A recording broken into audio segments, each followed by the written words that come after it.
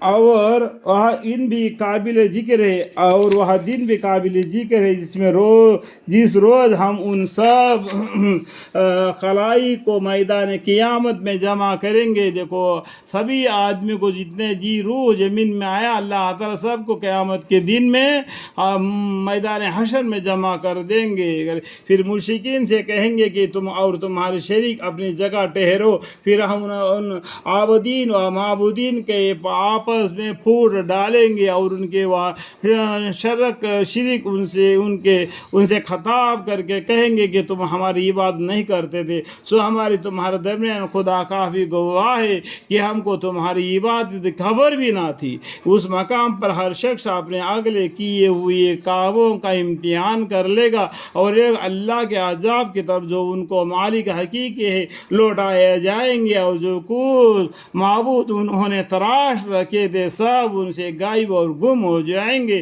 کوئی بھی تو کام نہ آئے گا۔ آپ ان مشرکین سے کہے گی بتلاؤ وہ کون ہے جو تمہارا آسمان اور زمین میں رزق پہنچاتا ہے؟ تو اللہ ہی پہنچاتا ہے نا۔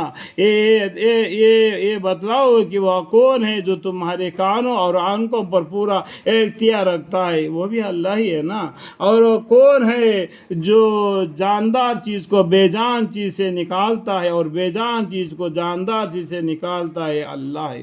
اور وہ کون ہے جو تمام کاموں کا تدبیر کرتا ہے؟ سو ان سوالات کے جواب میں وہ ضرور یہی کہیں گے کہ ان سب افعال کا افعال اللہ ہے۔ تو ان سے کہے کہ پھر شرک سے کیوں نہیں پرہیز کرتے؟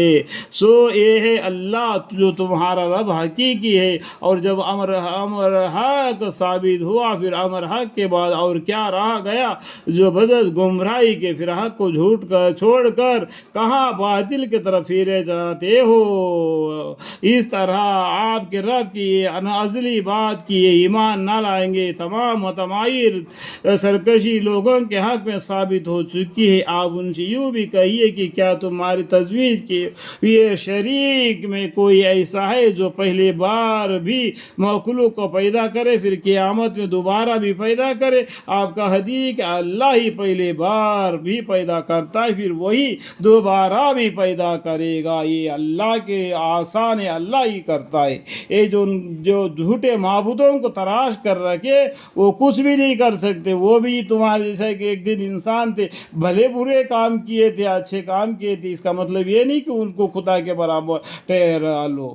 اللہم اغفر لی، اللہم اغفر لی، یعنی پہلے بار بھی اللہ ہی پیدا کرتا ہے اور دوبارہ بھی اللہ ہی تم کو پیدا کرے گا۔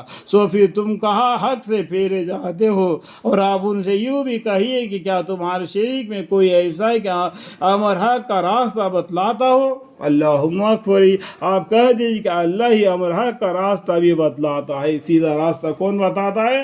اللہ تعالیٰ بتلاتے ہیں۔